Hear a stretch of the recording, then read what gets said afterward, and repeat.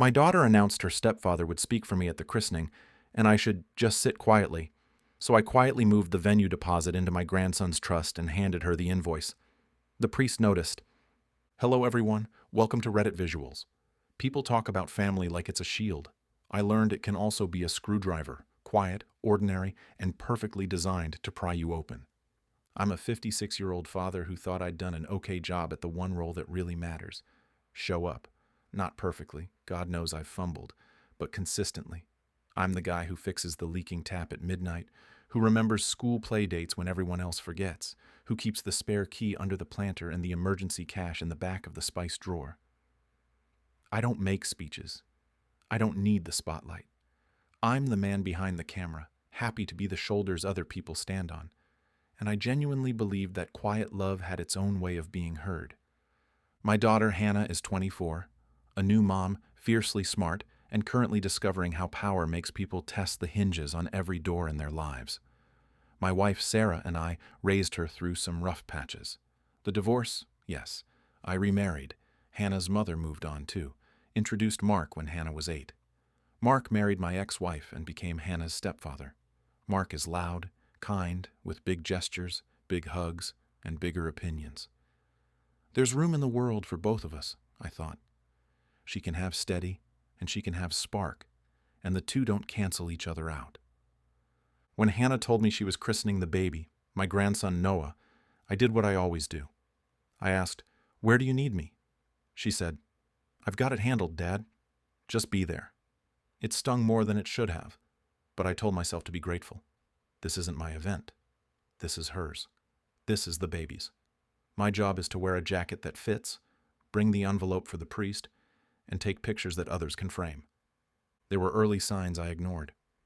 She started a group chat called The Village. At first it was logistics, dates, the parish baptism class, and godparent forms. Then it shifted. Color palettes, speeches, and who stands where in photos. I stayed on the edges, dropped practical notes. Parking in the back fills up by 10:30, and church office wants a copy of Noah's birth certificate. Meanwhile, Mark wrote paragraphs about the blessing of stepping into a paternal witness role. He used phrases like spiritual proxy. The group sent heart emojis.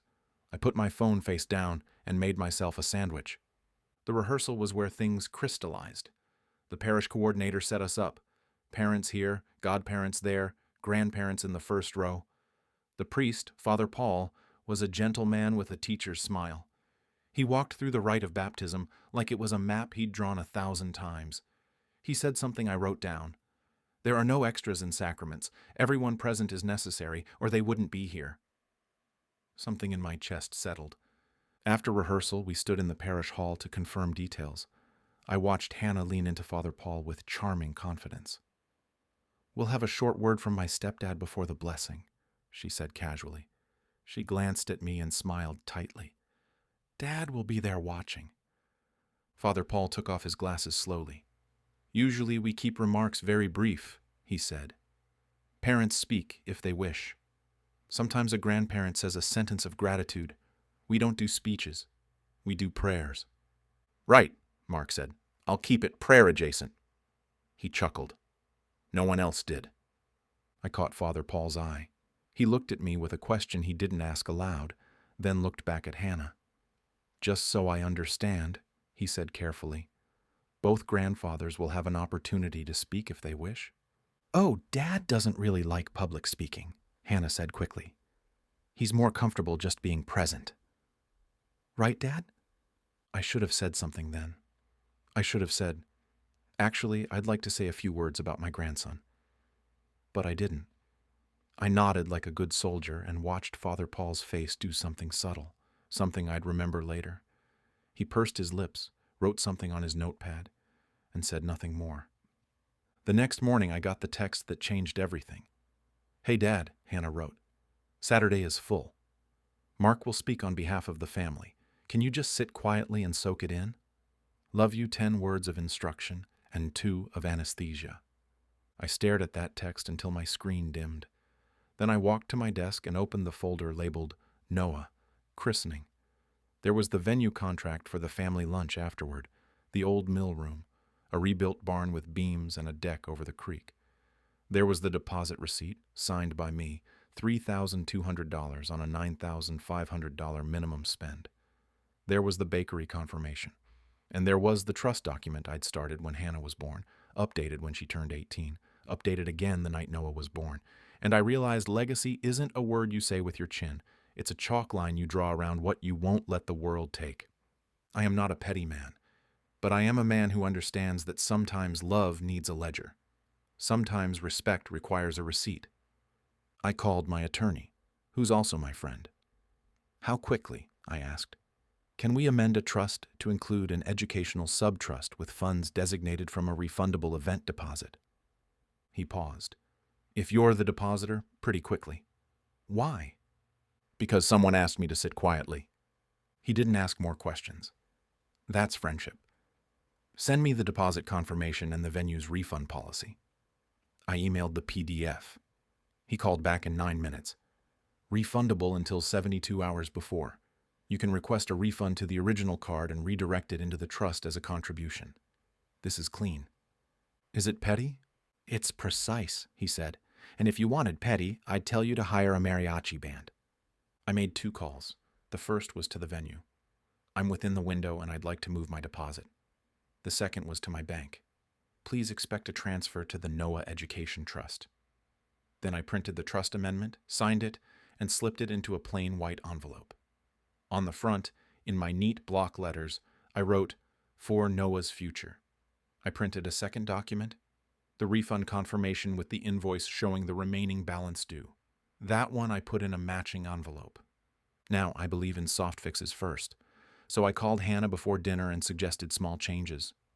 "Hey, kiddo," I said, "for the program, maybe list me and your mother as the parents and Mark as stepfather. And if there's a word to be said, maybe let the priest invite it." She sighed like a manager who's already booked the room. "Dad, this is my child's day." Mark's good with words. You don't even like talking in front of people. You'll be happier relaxing. Happy and quiet are not the same thing, I said.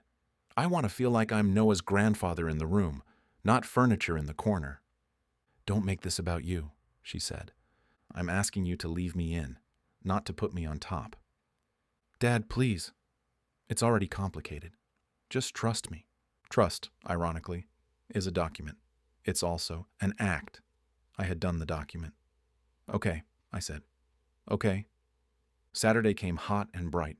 The church smelled like wax and hymnals and faint flowers. The baptismal font was a heavy bowl of stone that looked like it had outlived wars. People filed in, kissed cheeks, adjusted ties. I brought the white envelope for the priest and the 2 white envelopes I'd prepared, and an old camera because old habits die slowly. Sarah squeezed my hand as we sat down. She knew. Wives always know. It began beautifully. Father Paul's voice holds you without holding you down. He said Hannah's full name and Noah's like they were older than language. He poured water over that little dark tuft of hair, and the baby blinked like mercy, had a temperature. I could have cried. Then came the moment. Hannah stepped up to the microphone she'd requested and said, "My stepdad will share a blessing on behalf of our family," and looked at Mark, who had already stood. It was choreographed. I hadn't been invited to a service. I'd been invited to a performance where I was the audience, not family. Mark spoke warmly about community and second chances. He talked about fathers, not by blood. He talked about stepping in and stepping up and stepping forward. He held Noah's little socked foot like a tiny scepter and said phrases like, "I claim and I vow." The entire time, my heart did something steady. It wasn't rage. It wasn't jealousy. It was clarity. It was me understanding exactly what I needed to do. When he finished, people clapped uncertainly. Father Paul put a hand out for the microphone, and then he did something I will never forget. He turned his head, not to the congregation, but directly to me. Our eyes met. He held my gaze for 3 full seconds, and in that silence, I understood he was offering me something. A door, an invitation, a correction to the script. Before we conclude, Father Paul said, his voice carrying a new weight, I'd like to invite Noah's grandfather to share a word if he wishes. The room went still. Hannah's face went white. Mark looked like he'd been asked to solve calculus. I stood slowly, like a man who's decided something costs exactly what he's willing to pay. I didn't take the microphone. I walked to the front and stood beside the baptismal font, one hand resting on its cool stone edge. "Thank you, Father," I said, and my voice carried. "I'm grateful for Noah, for this sacrament, for his mother, and for everyone who loves him. I've been told to sit quietly today. I've been asked to be present but not heard, and I understand why. When love is loud, it's easy to see. When love is quiet, it looks like nothing at all." I paused. "But I want my grandson to know that his grandfather was here. Not as a witness, as a participant, as a man who loves him enough to refuse to disappear." I looked at Hannah. Her eyes were wet. "I am here, Noah. I will always be here, whether I'm given a microphone or not." I sat. The silence was enormous. Father Paul gave a small nod that I felt in my spine. Hannah was crying silently, her hand over her mouth. Mark looked at his shoes. Sarah reached over and gripped my knee so hard I'd have a bruise. The service concluded. We took photos. We smiled through 1,000 clicks. And then came the moment that made this story something people would talk about for years. We moved to the parish hall for coffee before heading to the old mill room. Hannah was in hostess mode, phone in one hand, checklist in the other. I watched her coordinate and direct and manage, and I thought about how much she'd learned from me without meaning to. Control as care, precision as love. Father Paul was standing by the coffee urn watching the room the way shepherds watch flocks. I approached him with the 2 envelopes. "Father," I said quietly, "I'd like to give you something for the parish. For the next family who can't afford the full ceremony but needs it anyway." He took the envelope meant for him, the one with the donation check. Then I held out the other 2 envelopes. "And I need to give these to my daughter. But I'd like you to be there when I do, as a witness." His eyes sharpened. He's a smart man. He's seen 1,000 family dramas play out in parish halls and understands power dynamics like a chess master understands boards. "Of course," he said. We walked over to Hannah together. She saw us coming, saw the priest at my side, and her smile faltered. "Hannah," I said gently, "I have something for you and something for Noah." I handed her the first envelope, the one with the trust document. "This is for Noah. I've started an education trust for him. It's got $3,200 in it as of today, and I'll be adding to it regularly." She opened it, confusion crossing her face. "Dad, this is so generous, but where did—" I handed her the second envelope. "This explains the funding source." She pulled out the paper, the refund confirmation from the old mill room. The invoice shows the remaining balance of $6,300 due upon arrival. Her face went through a sequence. Confusion, realization, shock, anger, and something else. Something like understanding. Father Paul stood perfectly still beside me, his presence a kind of gravity. He was watching Hannah's face, watching mine. And I knew in that moment he understood exactly what I'd done and why. "Dad," Hannah whispered, "you canceled the venue?" "I redirected the deposit," I said calmly, "into something that matters more than a party. The old mill refund policy allows cancellations up to 72 hours before. I'm well within that window. The money now belongs to Noah for his future, for education, for healthcare, for the things that will matter when Instagram posts are gone." I kept my voice level. "If you want the old mill, you can pay the balance yourself. Or we can order pizzas and set up here in the parish hall, and it will be a story we tell Noah about how his christening day wasn't fancy, but his future is secure." The silence was atomic. Father Paul's eyes moved between us like a referee watching for fouls. Then he spoke, his voice quiet but absolute. "I think," he said carefully, "that we should all take a breath and remember what today is about. It's about a child entering a faith community. It's about family. In all its complications, he looked at Hannah. And it's about understanding that sometimes the people we take for granted are the foundations we're standing on." Hannah's hands were shaking. She looked at the papers, at me, at Father Paul, at the baby sleeping in his carrier.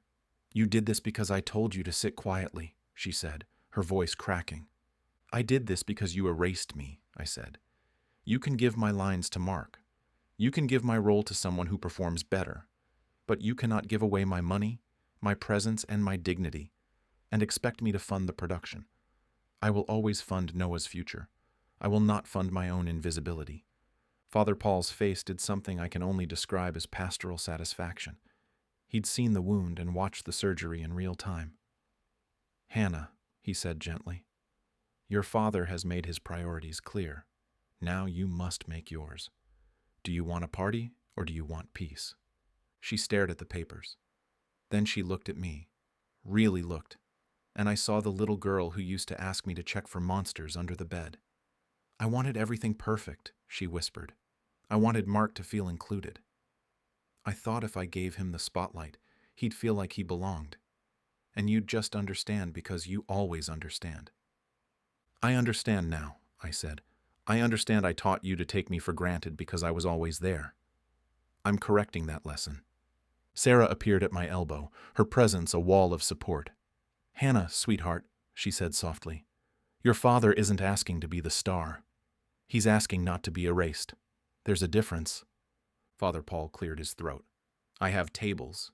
I have a kitchen. I have more parishioners than sense. And if we put out a call, they'll bring enough food to feed twice this crowd. The question is whether you want a venue or a memory." Hannah closed her eyes. Tears ran down her face, smudging her makeup. Then she opened them and looked at Mark, who had been hovering at the edge of this conversation, clearly aware that something seismic was happening. "Mark," she said, her voice surprisingly steady, "I need to talk to my dad alone for a minute." Mark nodded and retreated. Father Paul touched my shoulder, touched Hannah's, and walked away with the practiced discretion of a man who knows when to exit a scene. Hannah and I stood by the bulletin board with its curling flyers for bingo and coat drives. "I'm sorry," she said. "I wanted to make everyone happy, and I forgot that you're not everyone. You're my dad. You're Noah's grandfather. You don't need a microphone to matter. You matter because you're you." "I know I'm not good with words like Mark is," I said. "I know I'm not the guy who fills a room. But I am the guy who shows up. I'm the guy who puts money aside for the future. I'm the guy who fixes things when they break. And today, I'm the guy who reminded you that quiet doesn't mean gone." She laughed through her tears. "You made your point with a refund receipt. That's the most dad thing I've ever seen." "I learned precision from engineers and love from your mother," I said. "Sometimes they're the same thing." She hugged me then hard, and I held my daughter while my grandson slept and my wife watched. And Father Paul stood at a distance, nodding like a man who'd just witnessed a sacrament that wasn't in any book. We made calls. The old mill was gracious. The caterer sighed, but said he'd bring sandwiches to the parish hall instead. The bakery said we could pick up the cake ourselves. Within an hour, the parish hall was transforming. Parishioners appeared with casseroles and salads and pasta. Someone found mismatched plates that looked like they belonged to a dozen families because they did. It was chaotic and beautiful, and nothing like the Instagram-perfect lunch Hannah had planned. It was better. Mark approached me while my hands were in the dishwasher, helping clean up before the food arrived. "That was a hell of a move," he said. Not angry, almost impressed. "It wasn't a move," I said. "It was a correction." "You embarrassed her?" I clarified my position, I said. "She'll recover. And she'll remember." He studied me for a long moment. "You know, I wasn't trying to replace you." "I know," I said, "but you were trying to take up all the space." "There's a difference," I dried my hands. "There's room for both of us in Noah's life. But not if one of us pretends the other doesn't exist." He nodded slowly. "Fair." Later, after the cake was cut and the baby had been passed around like a blessing, Father Paul found me by the window. "You know," he said, "in 30 years of priesthood, I've seen a lot of family drama. Most of it is noise. But every once in a while, someone does something that cuts through the noise and says, 'This is the line. This is what matters.' You did that today." "Did I do the right thing?" I asked.